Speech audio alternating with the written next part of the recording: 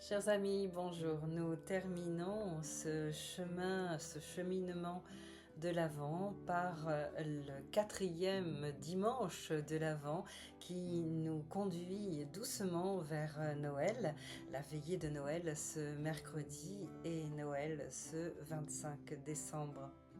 Nous avons déjà allumé précédemment la bougie de l'espérance, la bougie de la joie, la bougie de la paix et nous terminons en beauté avec la bougie, le dernier pilier de l'Avent qui est l'amour. Et voilà. À tout de suite pour parler d'amour et à mercredi pour le nouveau chant et nous souhaiter une joyeuse veillée de Noël. À tout de suite. Maintenant, je vous propose de cheminer doucement ensemble pour nous sensibiliser à l'amour de Dieu. Comment Dieu t'aime. Alors je vous propose déjà d'aller lire la première lettre de Jean, Jean le bien-aimé de Jésus, celui qui se désigne dans son évangile comme celui que le Seigneur aime.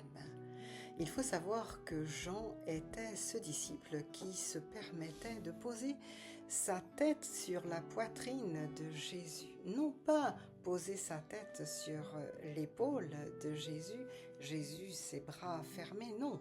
Jésus ouvrait vraiment grand, déployait ses bras pour que son ami puisse venir poser sa tête. Jean, qui connaissait très bien Jésus, a pu écrire « Dieu est amour ».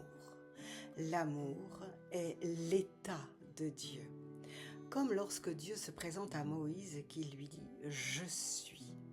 Eh bien, on pourrait ainsi dire « Dieu est amour » ou « L'amour est Dieu ». Mais Jean va plus loin. Après avoir dit « Dieu est amour », il nous encourage à vivre nous aussi l'amour, car il poursuit en écrivant « Celui qui demeure dans l'amour demeure en Dieu, et Dieu demeure en lui ». L'amour serait alors le centre de la foi chrétienne, si bien repris par Jésus dans l'évangile de Matthieu, qui nous donne 2 commandements. Tu aimeras ton Dieu, premièrement, le plus grand commandement, et tu aimeras ton prochain comme toi-même.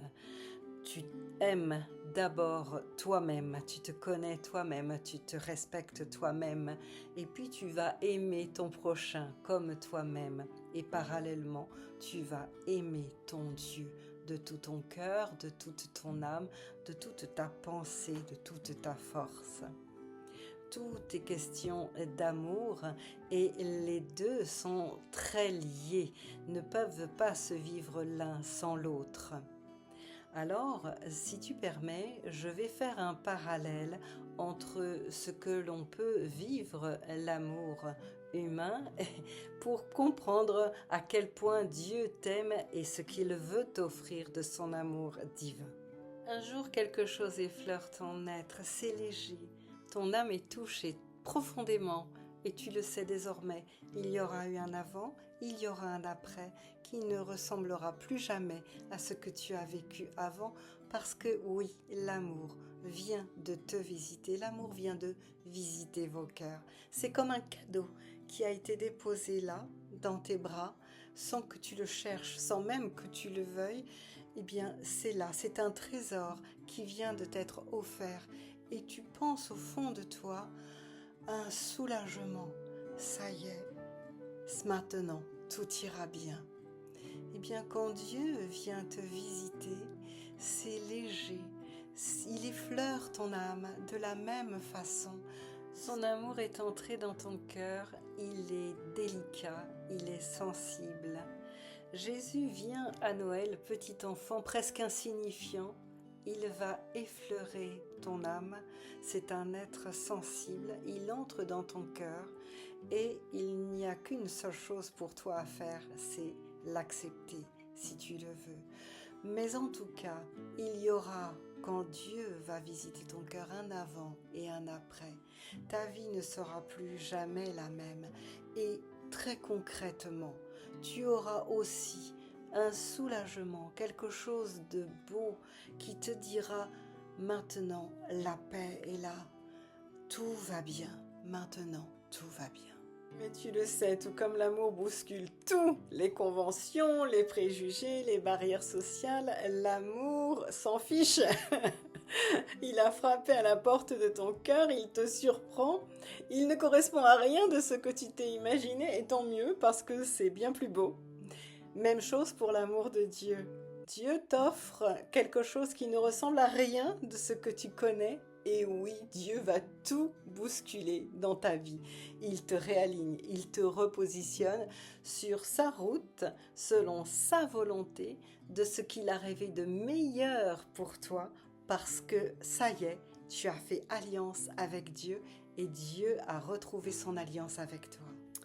Et parfois, Dieu nous approche, il voudrait nous aimer, il voudrait nous donner son amour, son Fils unique. Et cet amour nous paraît trop grand. Et par peur, par manque de confiance en toi, eh bien parfois tu hésites et tu te refuses à franchir le pas. Seras-tu à la hauteur de cet amour de Dieu?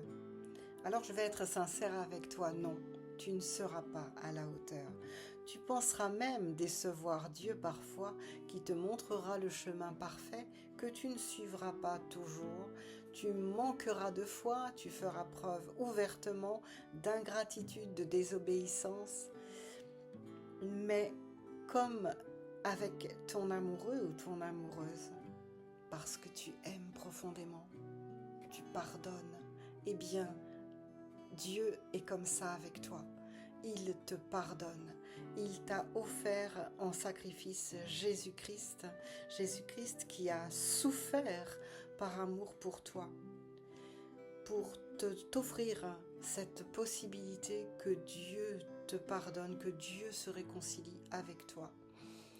Dans Ésaïe 43, Dieu va même plus loin avec l'homme. Il lui dit « Viens, plaidons ensemble, parlons, réveille ma mémoire, plaidons ensemble, parle toi-même. » Et dans une autre version, c'est « Raconte-moi pour que tu sois justifié. » Dieu vient à ta rencontre, il te tend la main. Dieu te tendra toujours la main en Jésus-Christ parce qu'il a sacrifié son Fils unique, et son Fils unique n'est pas venu pour mourir puisqu'il ressuscitera, il est venu pour souffrir pour toi, pour tous les péchés, pour tous les manquements, pour toutes tes faiblesses. Il est venu les prendre sur sa croix pour te permettre une réconciliation et un amour profond avec le Père. Alors ose ce cœur à cœur avec Dieu en Jésus-Christ. Avoue tes limites, avoue tes erreurs, avoue tes défaillances. Dieu le Père te ramène à son Fils et votre réconciliation passe par le sacrifice que Jésus est venu accomplir pour toi, par amour pour toi, selon Jean 3,16, qui nous dit « Car Dieu a tant aimé le monde qu'il a donné son Fils unique, afin que ceux qui croient en lui ne périssent pas, mais aient la vie éternelle. » Avant de prier pour toi, pour que tu sois rempli de l'amour de Dieu, je voudrais te lire ce que Paul dit de l'amour dans sa première lettre aux Corinthiens. Nous terminerons par là. Et je t'invite à t'installer confortablement dans le silence. Et Père, je te prie pour que l'ami en face de moi reçoive ta paix, ton calme dans le nom de Jésus, pour entendre et assimiler ce qu'est l'amour selon Paul dans 1 Corinthiens 13. Écoute maintenant ces quelques versets, que l'Esprit de Dieu t'inspire et te remplisse de son amour progressivement, car Dieu t'aime comme ça et t'invite à aimer aussi ton proche, ton autre, de la même façon. Lecture de 1 Corinthiens 13, du verset 4 au verset 8a. L'amour est patient. Il est plein de bonté, l'amour. Il n'est pas envieux. Il ne cherche pas à se faire valoir. Il ne s'enfle pas d'orgueil. Il ne fait rien d'inconvenant. Il ne cherche pas son propre intérêt. il ne s'aigrit pas contre les autres, il ne trame pas le mal, l'injustice l'attriste, la vérité le réjouit. En toute occasion, il pardonne, il fait confiance, il espère, il persévère, l'amour n'aura pas de fin. Prions ensemble. Ô Jésus, toi qui nous aimes tant, saisis-toi s'il te plaît de mon ami en face de moi. Effleure son être profond maintenant s'il te plaît. Accorde-lui de ressentir ton amour. Merci Jésus, merci ô mon Père, merci cher Saint-Esprit. Viens maintenant profondément lui accorder la paix profonde en toi Jésus. Qu'il puisse ressentir vraiment ton amour Seigneur profond. Cher ami, pour ta part, dis simplement, Seigneur Jésus, je reçois ton amour divin et je t'en remercie. Jésus, je t'accepte dans mon cœur, je te reçois comme mon Seigneur et mon Sauveur. Dans le nom de Jésus. Amen. J'espère que cette vidéo t'aura fait du bien. Prochain rendez-vous sur cette chaîne le matin de la veillée de Noël, ce 24 décembre, où tu découvriras en avant-première le dernier cantique de Noël que j'ai composé et que Julien et Jessica entonnent avec moi, Suis l'étoile de Noël. Partage cette vidéo à quelqu'un qui aurait besoin qu'on lui parle d'amour et surtout de l'amour de Dieu. Soyez tous richement bénis, belle semaine à chacun, prenez bien soin de vous et à mercredi matin pour entonner ensemble ce nouveau cantique de Noël.